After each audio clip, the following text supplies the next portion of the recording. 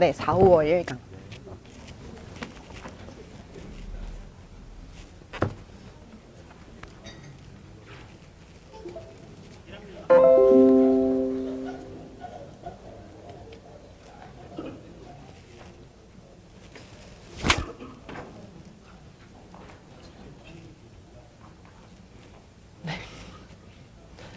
연습하는 게 다 달라. 네.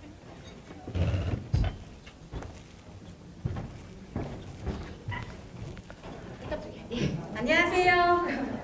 화사하게 좀 분위기 전환을 위해서 제가 조금 올라왔습니다. 안녕하세요. 러닝폼의 우승희입니다. 이제 수학에 이어서 다음 영어 세트 강의를 조금 시작을 할 텐데요. 지금 소개해드릴 분은 저희 열린학원 영어과의 기둥 같으신 분입니다. 되게 멋있는 분이세요. 영어과 팀장님을 맡고 계시고요. 그리고 러닝폼에서 영어 관련해서 여러 가지 강의를 조금 찍으셨어요. 자, 제시 선생님을 좀 모시겠습니다.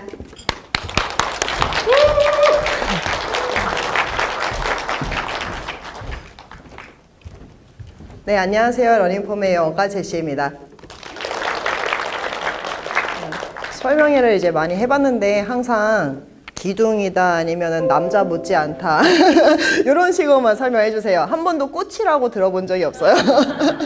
그래서 일단 제가 준비해온 거는 고3 영어원서 특강인데요. 왜 그러냐면 지금 혹시 책 먼저 펴보시면요, 126페이지 한번 펴주시겠어요? 126페이지. 고1, 2거는 사실 너무 쉬워서 제가 이거는 조금 뺐어요. 그래서 책 먼저 보시면 고1, 2게 있는데요. 고1과 고2는 교과서로 돼 있어요. 그래서 저희가 교과서를 굉장히 많이 연구를 했어요. 이번에 개정된 교과서잖아요. 그 교과서를 전부 다 사다가 공통된 주제를 뽑아가지고 거기 있는 아이템까지도 전부 다 연구를 해서 실었어요. 그래서 127페이지 보시면요, 교과서가 전부 다 정리되어 있는 파트가 있거든요. 제일 먼저 보시면 셀프 매니지먼트라 해가지고 밑에 보시면 127페이지 밑에 그게 고1 교과서 전부 다 공통된 주제예요. 고등학교 아이들이 이제 처음 올라왔을 때 어떻게 자기 관리를 해야 될지에 대해서 나오는 소개가 전부 다 영어 1과에 소개가 되어 있거든요. 그래서 그걸 가지고 128페이지를 보시면은 팜플렛 만들기를 제가 이제 아이템 뽑았어요. 그래서 팜플렛 만드는 거를 사실 워드 들어가서 어떻게 만들면 된다라고 얘기를 하면은 애들 그걸 못해요. 그래서 그걸 미션지로 아예 팜플렛을 전부 다 인쇄만 할 수 있게끔 만들어 놨거든요. 틀을 만들어서. 그리고 129페이지에 보시면 제가 모범 답안을 따로 넣어놨어요. 그럼 이건 둘 다 다운로드를 받을 수 있거든요. 러닝폼 게시판에서. 그럼 아이들이 이거를 바로 글자만 바꾸거나 아니면 자기가 사진만 바꾸면 되니까 금방 쉽게 따라하고, 제가 어제도 이거를 수업을 했어요. 어제 수업을 실제로 하면서 고2 신입생이 아예 완성까지 했거든요. 그래서 쉽게 따라할 수 있으니까 고1, 2는 너무 이제 쉽고, 원장님들 제일 어려워하실 만한 게 영어 원서, 또 아니면 책 서평 쓰기, 그 부분을 궁금해하실 것 같아서 그걸 좀 약간 모의 수업식으로 준비해놨어요.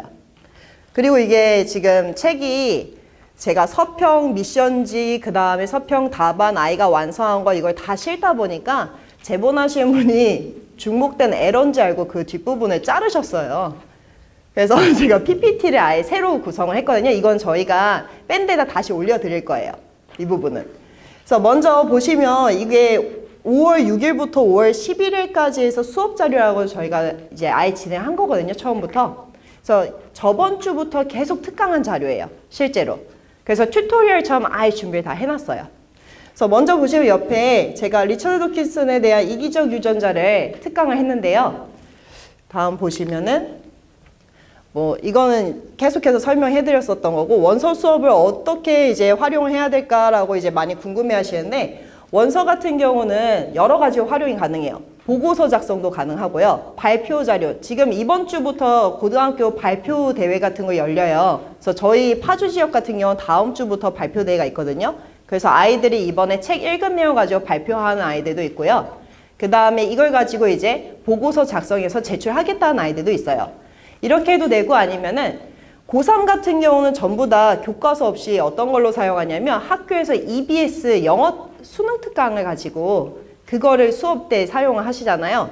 그래서 실제 고3 생기부 거를 아이들 걸 작년 걸 떼봤어요. 떼보니까 애들 생기부에 뭘 넣나 봤더니 자기들 이제 스스로 수능 특강 영어에서 이 저자가 나왔는데 아니면 뭐 셰익스피어가 나왔는데 이 사람의 책이 궁금해서 한번 읽어보고 그걸 서평을 제출하고 나서 그게 실렸더라고요. 그래서 고3은 이런 식으로 활용할 수 있지 않을까라고 생각해서 가장 최근에 나오거나 베스트셀러인 작가인 책들을 계속해서 선정을 하고 있어요. 그래서 저희 아이템 보시면 이번 3월부터 5월까지는 리처드 도킨슨의 이기적 유전자를 할 거예요. 왜냐면 이게 한 700페이지 분량이 되기 때문에 거의 한 6강 정도가 나오거든요. 요약을 해서. 그래서 그게 진행이 될 거고 그 다음 커리로는 이제 셰익스피어의 4대 비극과 그리고 그 다음 커리로는 칼 세이건의 코스모스까지 집어넣을 예정이에요. 그래서 먼저 보시면 이걸 가지고 서평을 이제 학교에다 제출해야 되는데 서평 쓰기를 어떻게 해야 되는지 쭉 설명했지만 사실 이걸 글로 이렇게 준다 해도 아이들이 완성을 못하죠. 그래서 저희가 일단 이걸 가지고 특강이라든가 정규 수업에 편성을 해서 진행을 하고 있어요.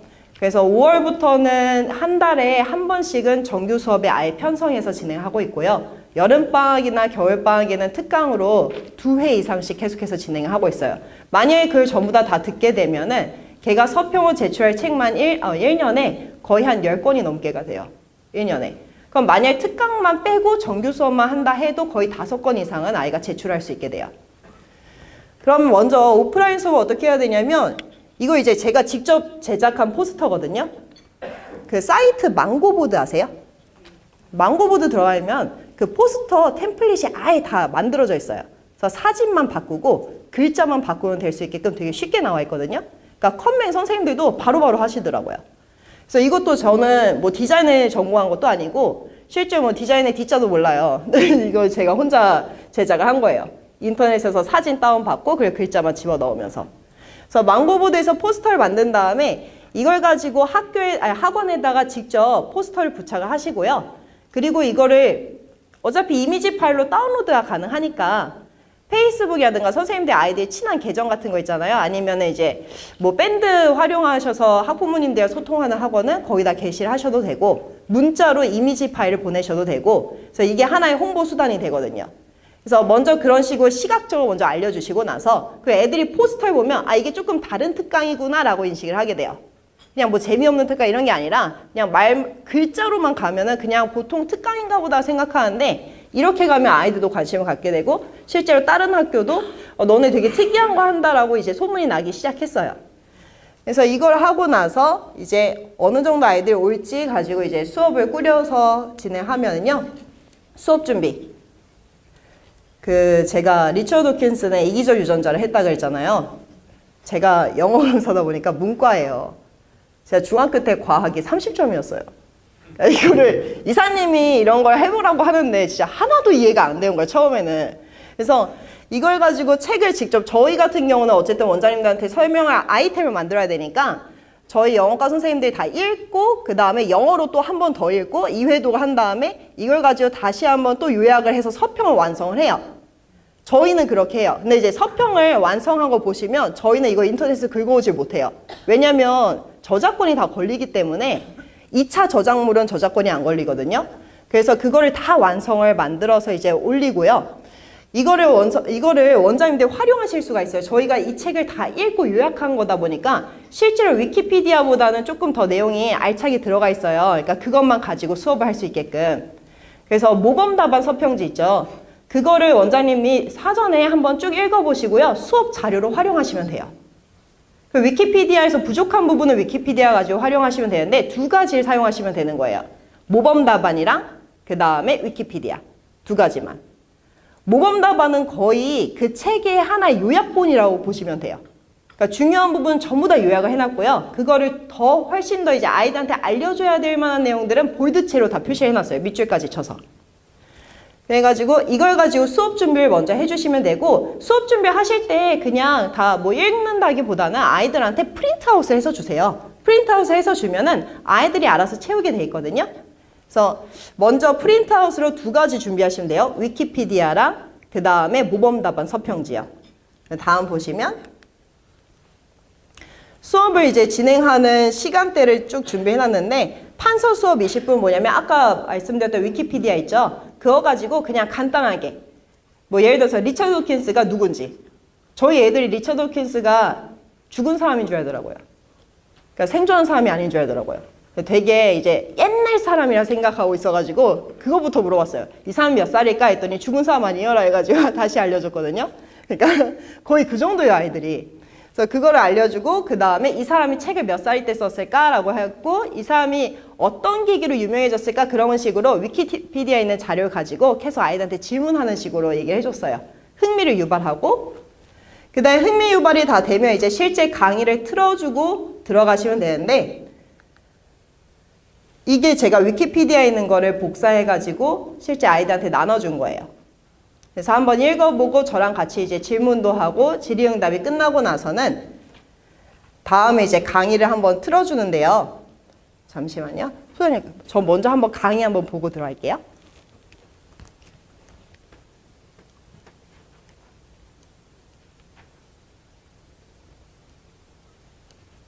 그 5분짜리 한 개만 볼게요.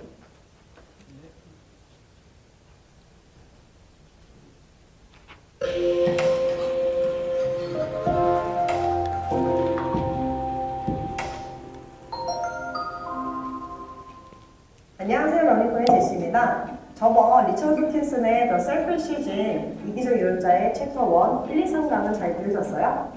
이번 강을 위해서 한번 복습해 보시는 거를 추천해 드릴게요. 아니면 저번에 제가 올려둔 미션지에서 그거 다 되게 정리가 잘 돼 있거든요. 한번 읽어보시고 이번 챕터 2를 들으실 때 이해가 훨씬 더 잘 될 거라 생각이 됩니다. 리처드 도킨슨의 The Selfish의 이번에 다룰 주제는 Family Planning, 가족계획, 그리고 Battle of the Sexes, 아우스의 전쟁, You scratch my back, I'll ride on yours.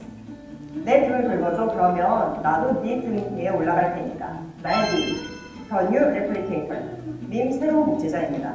솔직히 말씀드리면 챕터 1의 1, 2, 3강은 좀 약간 기본적인 지식이기 때문에 약간 지루할 수가 있었어요. 생각하는 행동을 보여주고 그리고 무엇이 일종 유전자인지를 알아보는 게 이번 1, 2, 3강입니다. 그러면 그 흥미로운 주제 중에서 패밀리 플래닝부터 먼저 살펴볼게요. 그래서 먼저 주제 Why do parents dedicate themselves to their offsprings? 왜 부모들은 자식들에게 헌신할까요? How disadvantageous to parents is it to raise their offsprings? 그들의 자식들을 키우는 게 부모들에게 얼마나 불리할까요? 개체는 이전에 챕터 1에서 말씀드렸듯이 철저히 이기적입니다. 그러다 보니까 이 개체의 몸 자체가 뭐냐면 유전자를 보호하기 위한 생존 기계인데요.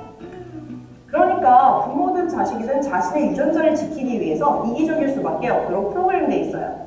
그런데 왜 과연 부모가 자식에게 헌신을 할까요?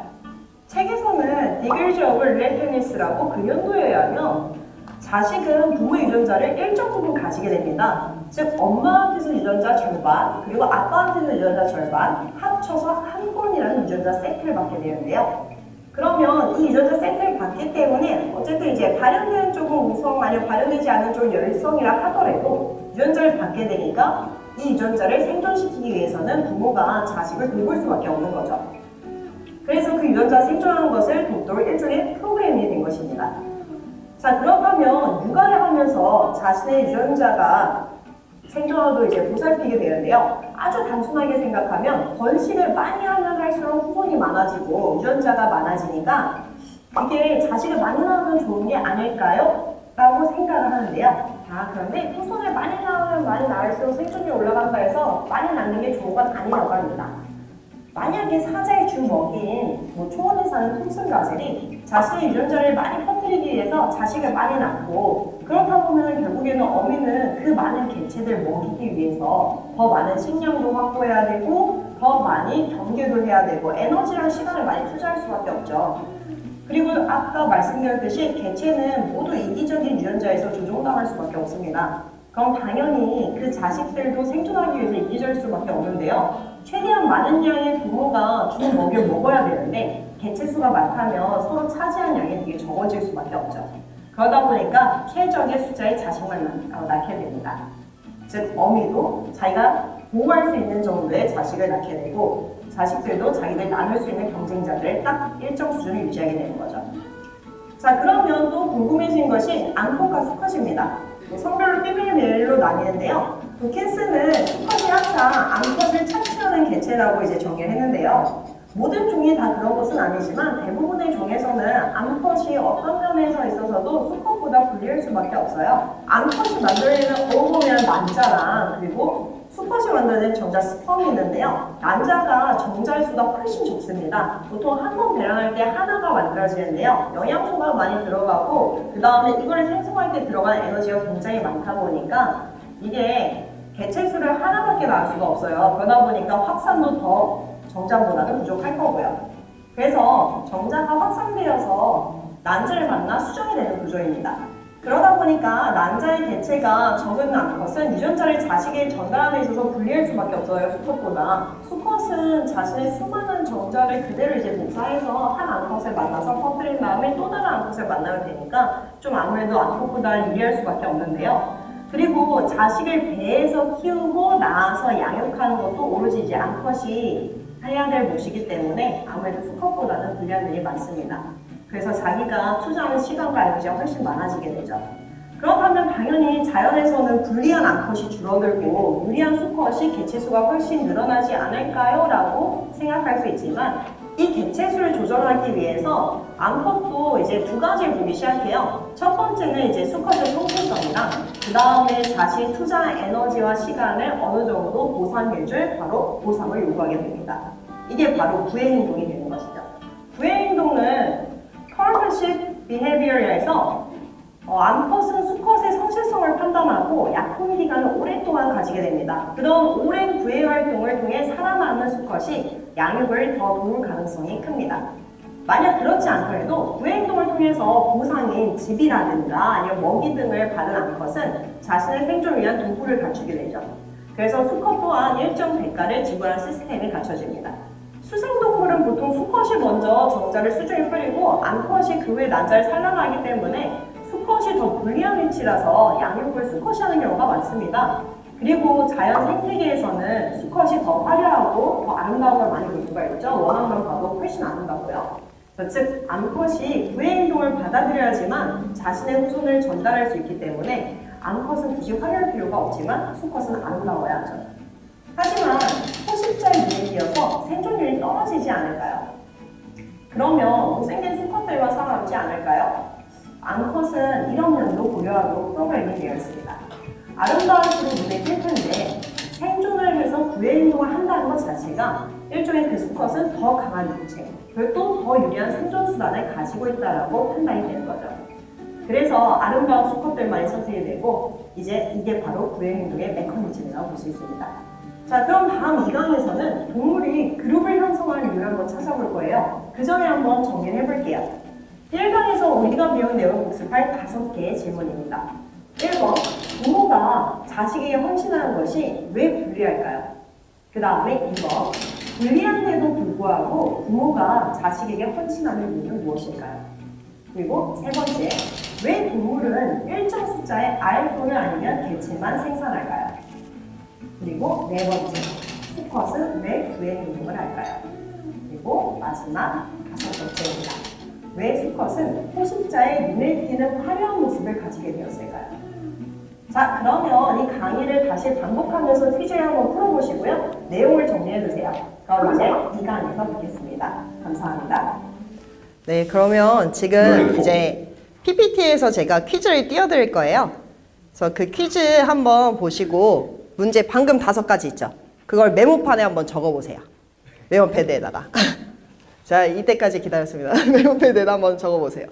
왜냐면 애들한테 이렇게 안 하면은 그냥 듣기만 해요. 그러니까 졸고 막 이러니까 사실 수업 시간 중간중간에 이제 이 부분 중요해. 이거 잘 들어야 돼. 막 이렇게 얘기하거든요. 그래서 왜 엄마가 너를 기를까? 막 이렇게 이런 식으로도 이제 질문하고 훨씬 불리할 텐데 더 좋은 아이를 낳을 수 있을 텐데 라고 해서 이렇게 끌고 가거든요. 그래서 메모패드에다가 이거 다음 퀴즈. 네, 여기요. 그래서 5개 띄워드렸으니까요. 그거 한번 적어보시겠어요?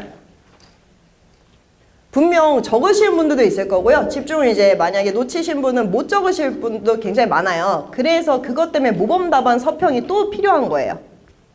그래서 모든 이 퀴즈의 답은 다 모범 답안 서평에 또 들어가 있어요. 그래서 한번 적어보시고요. 만약에 기억이 안 나시면 그 책 140페이지부터 모범 답안 서평이 있어요. 그래서 그거를 읽어보시면서 다시 한번 답을 찾아서 한번 옮겨 적어보세요. 그래서 책의 140페이지부터 또 모범 답안 서평에 이렇게 답이 들어가 있거든요. 그래서 읽어보시면 답을 아실 수 있으세요.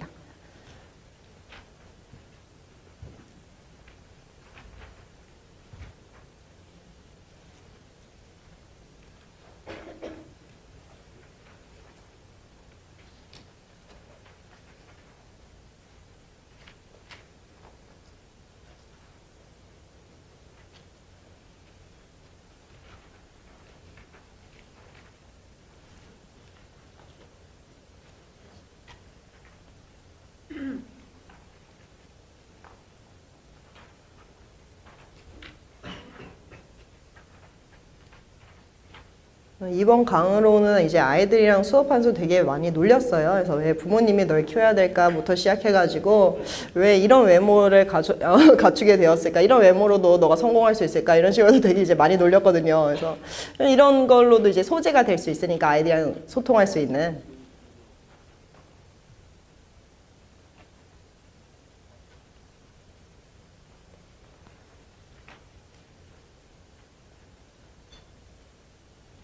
만약에 이제 선생님이 좀 약간 적극적이신 분들이면은 이걸 강의하실 분들이 하나씩 답을 다 이제 불러주셔도 되고요. 선생님 미리 준비하셔서 만약에 여기까지는 뭐 조금 힘드실 수 있다 하면은 140페이지에 전부 다 답이 정리되어 있으니까 그걸 가지고 옮겨 적어봐라까지 하고 검토만 중간중간 다니시면서 해보셔도 돼요.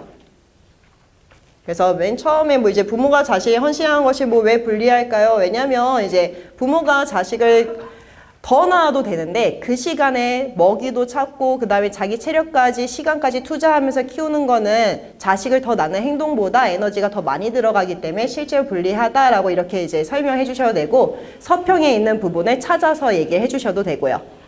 그리고 이 퀴즈가 끝나고 나서는 강의를 이제 3편을 다 듣잖아요. 그러고 나서 이제 서평을 쓰는 걸 직접 한번 하게 돼요. 그래서 다음 페이지 넘겨보시면요. 내가 하는구나. 네. 여기서 모범 답안 서평을 먼저 이제 아이들한테 제가 주게 되는데요. 이거 한번 쭉 읽어봐라. 그리고 밑줄 친 것들이 전부 다 이제 빈칸으로 출제가 될 거다라고 얘기를 해요.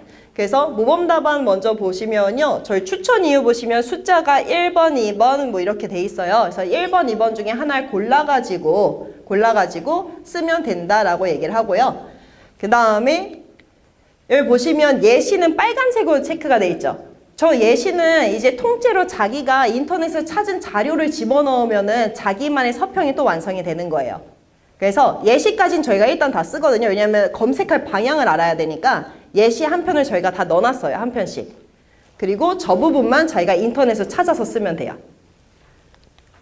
그리고 또 저기 예시 들어와 있고 빈칸 부분, 밑줄 친 부분 다 있고요. 밑줄 친 부분이 전부 다 키워드고 그리고 그 글에서의 핵심 부분이에요.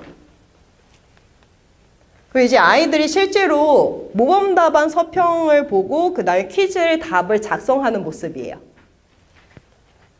그래서 모범 답안을 작성하고 나서 이제 미션지를 받게 돼요. 그 퀴즈를 전부 다 작성하고 나서 미션지를 받으면 아이들 머릿속에 어느 정도 내용이 들어가 있죠. 퀴즈를 다 작성을 했으니까.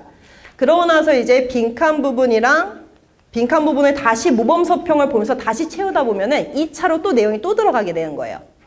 퀴즈 보고 1차 내용 정리하고 모범 서평 답안을 보면서 미션지 빈칸을 채우다 보면은 2차로 내용이 또 한 번 정리가 돼요. 비슷한 내용이. 그 다음에 예시 넣기 부분은 빈칸으로 돼 있어요. 아예 박스가 주어져서. 그래서 예시 부분 빈칸 박스에다가 자기가 인터넷으로 자료를 검색하면서 3차로 내용이 또 들어가게 되는 거예요.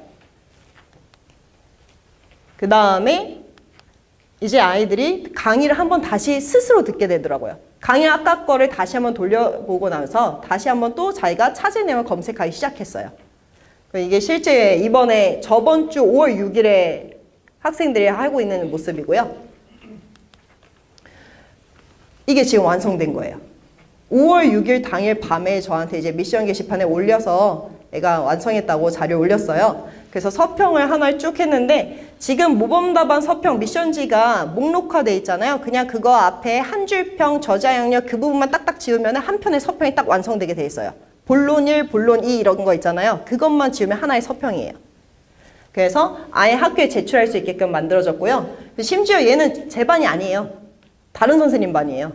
근데 다른 선생님 반 아닌데 새벽에 저한테 문자가 왔어요. 자기도 수업 들어도 되냐고 뭐 신청한다라고 문자 오더라고요. 포스터 보고를 신청한대요. 그래서 야 들어와 있는데 스카이 반이면 저희 학원에서 어느 정도냐면 저희 학원은 애들이 반 이름 갖고 상처를 안 받아요. 제일 못하는 아이들 명문대 반이에요. 그래서 제일 못하는 아이들 명문대 반이 한 7등급, 8등급 아이들도 있어요.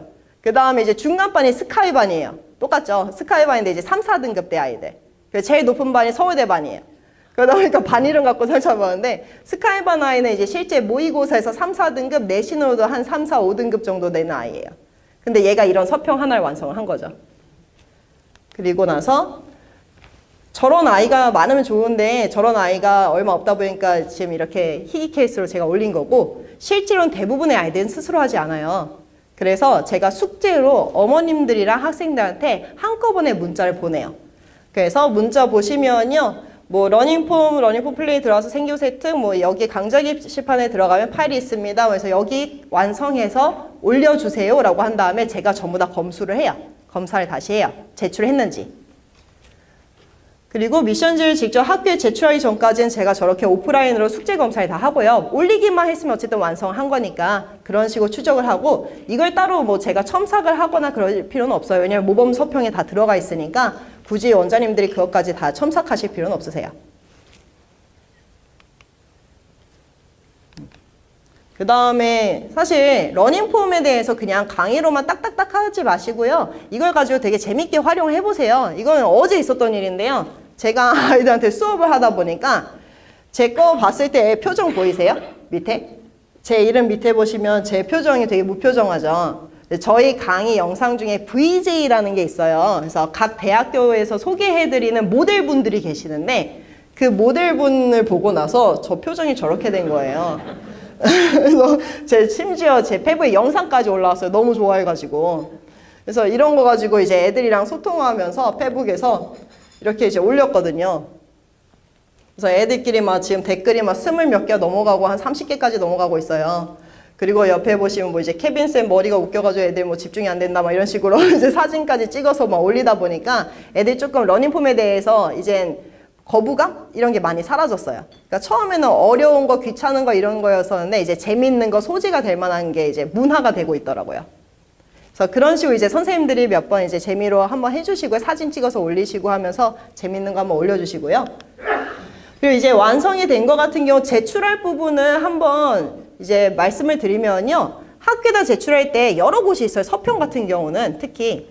서평 예를 들어서 학교 담임쌤한테 1차로 제출하면은 많이 이제 받아주시고요. 담임쌤이 아니더라도 국어 수업 있잖아요. 국어 수업 화법까지 장문해가지고 문학 수업이라든가 이런 선생님들한테 제출해도 되고 아니면 영어로 짤막하게 바꿔가지고 바로 영어쌤한테 제출해도 된다던가 그런 식으로 이제 심지어 이기적 유전자는 마지막 강의 보시면 왜 동물은 무리를 형성하는가도 있어요. 뭐랑 연결되죠?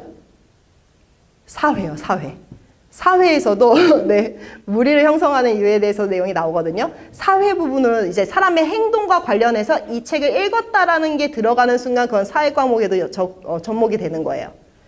그리고 이제 고1 거 같은 경우는 제가 신입생을 위한 팜플렛 만들기를 넣어놨어요. 그래서 그런 것도 국어 선생님, 사회 선생님, 그 다음에 또 뭐 담임 선생님이라든가 여러분 영어쌤도 되고 심지어 팜플렛은 동아리로도 활용이 가능해요.